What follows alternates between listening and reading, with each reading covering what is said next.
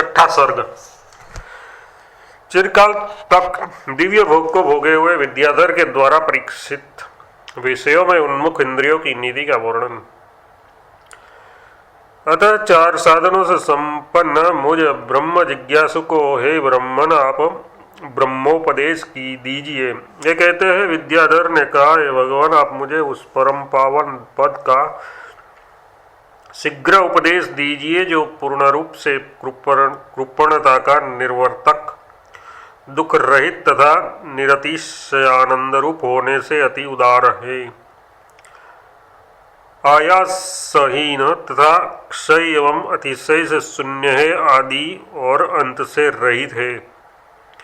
हे भगवान मैं त्रिविध ताप से अत्यंत संतप्त हूँ, अतः एवं भवसागर में डूबने की इच्छा कर रहे संतप्त सिर वाले पुरुष की नाई अब मुझसे विलंब सहा नहीं जाता।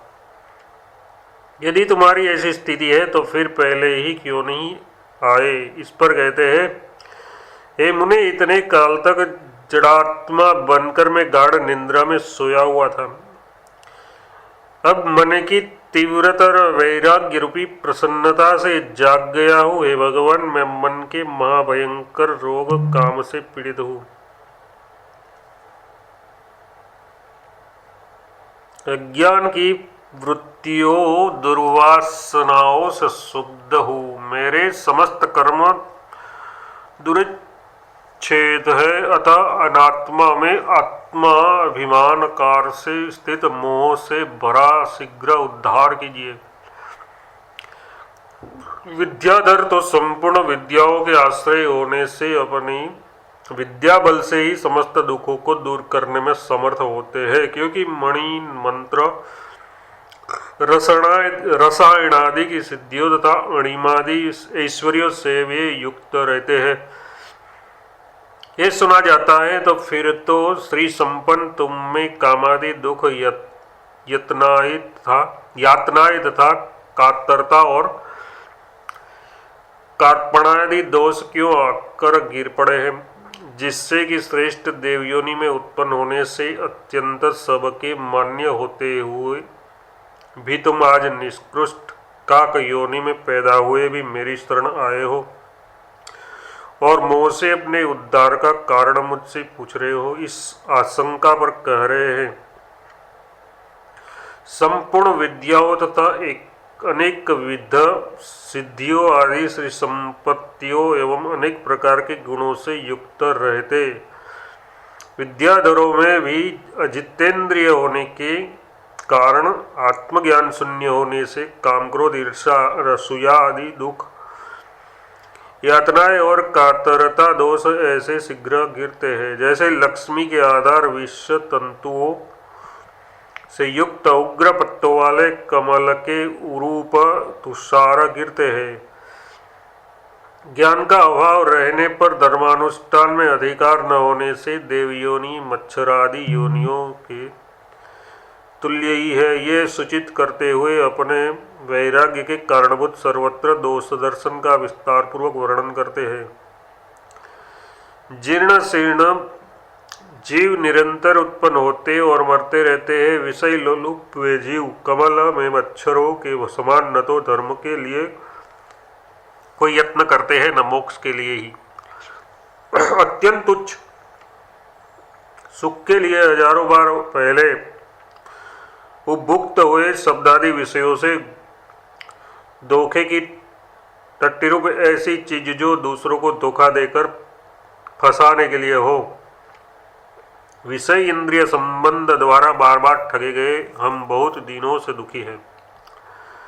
कहीं एक जगह मन को स्थिर किए बिना मरुस्थल के सदस्य क्षणभंगुर इन भोगों में भ्रमण कर रहे मेरे इस संसार पथ की न तो कहीं चरम सीमा है और न कहीं स्थिरता ही है।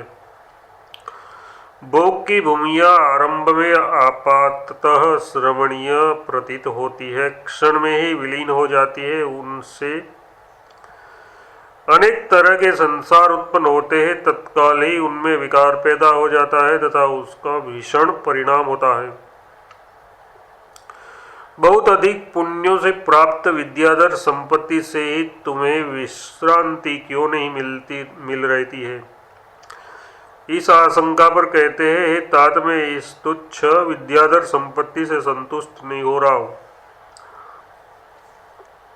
मैं इसके साथ रमण करना नहीं चाहता, क्योंकि मान और अपमान ही इसमें बड़ी वस्तु है। दुष्ट अहंकार से ग्रस्त जीवों के लिए ही यही तुच्छ है और विवेकी पुरुषों के लिए सदा प्रतिकूल है। भुक्त भोगी होने के कारण सर्वत्र निरसता दिखलाते हैं।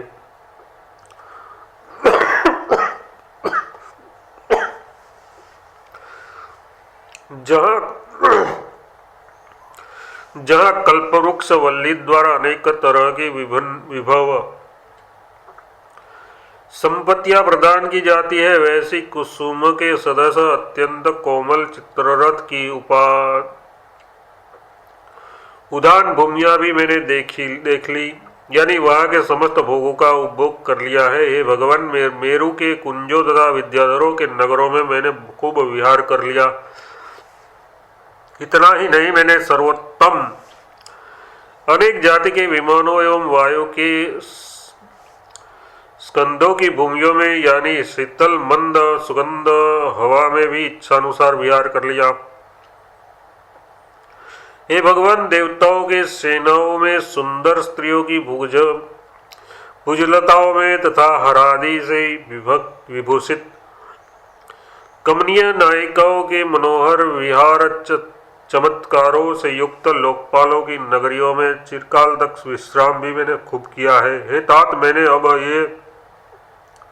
अब भली भांति जान लिया है कि इसमें कोई पदार्थ सुखदायक नहीं है। मानसिक दुख रूपी विष की उष्णता से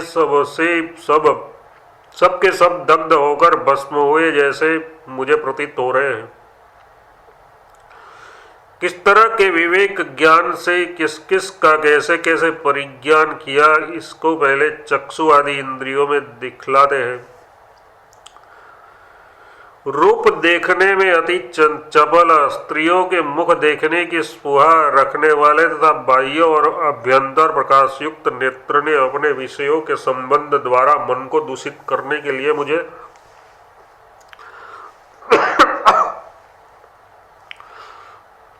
भारी दुख में ढकेल दिया है। स्त्री के शरीर के ये वस्त्र, आभूषण, सिंदूर आदि ही सौंदर्य उत्पन्न करने वाले हैं।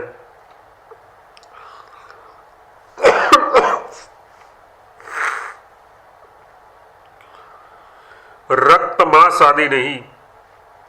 इस तरह के विवेचन के बिना ही एकमात्र रूप के पीछे भी दौड़ने का स्वभाव होने के कारण नेत्र वस्तु में ही दौड़ जाता है।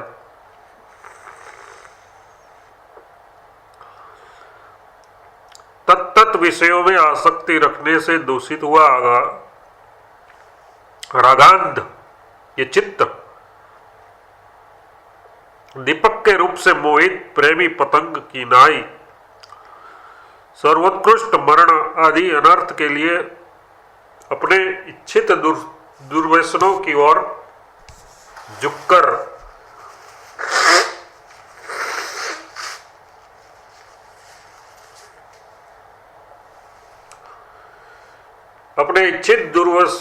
दुर्व्यसनों की ओर झुककर जब तक नानाविध वध,